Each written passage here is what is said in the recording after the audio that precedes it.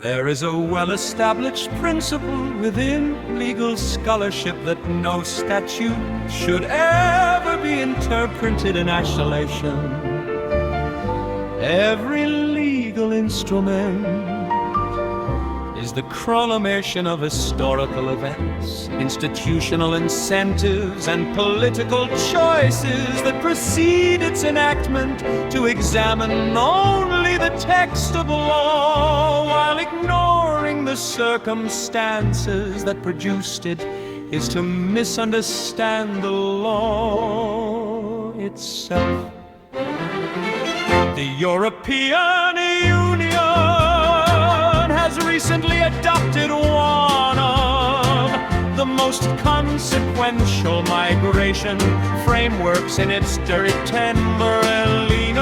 history. On onions principle mechanisms are the creation, then extraterritorial return facilities beyond the Union's borders, expanded powers of detention and removal, broader enforcement authority, and significant alterations to procedural safeguards previously available to individuals facing deportation.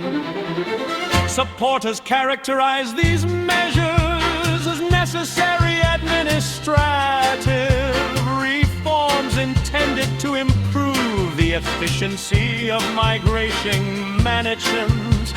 Critics argue they represent a profound departure from long-established principles of human rights protection and procedural fairness.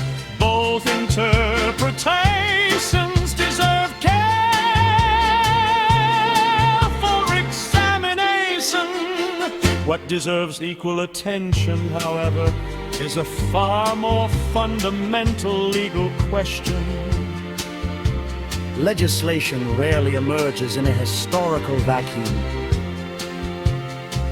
To understand contemporary migration law, one must first understand the historical conditions that generated the migration it now seeks to regulate. The refugee is not the beginning of the legal story. The refugee is its final chapter. That chapter begins decades earlier. It begins in Baghdad. It begins in Tripoli. It begins in Damascus. It begins in Kabul. From the perspective of international law, migration cannot be separated from armed conflict, state collapse, foreign intervention, economic reconstruction, or the obligations imposed by the international legal order. These are not isolated phenomena. They form a continuous legal and historical sequence. Over the past 7 decades, one observes a recurring pattern across multiple jurisdictions. Military intervention is followed by institutional collapse. Institutional collapse is followed by economic displacement.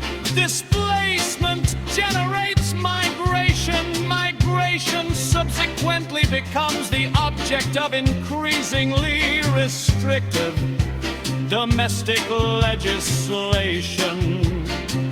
Whether one considers Iraq, Libya, Syria, Afghanistan, or numerous other examples, the chronology is strikingly consistent. The central question, therefore, is not simply whether contemporary migration policy is lawful. The more difficult question is whether the legal systems now seeking to remove displaced populations adequately confronted the historical processes that contributed to their displacement in the first place.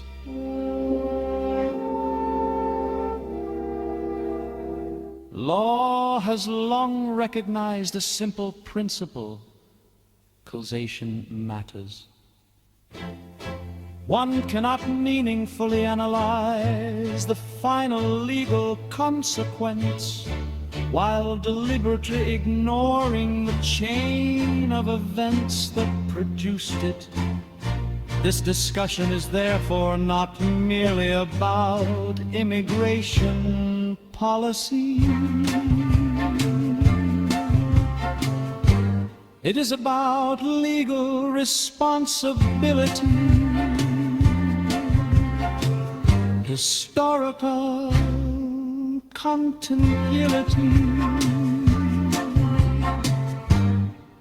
state conduct, and the relationship between power and accountability under international law.